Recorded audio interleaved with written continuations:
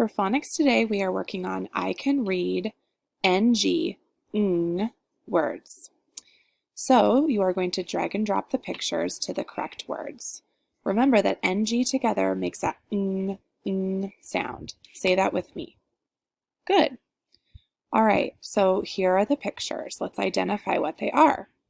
This is sing, hanger, ring, king, duckling, long, clang, wrong. Okay, now let's say them my turn, your turn. Sing, hanger, ring, king,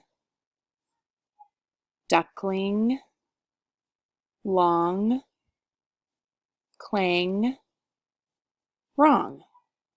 When you are done dragging the pictures to the correct spots, make sure to press the X and then press the blue turn-in button.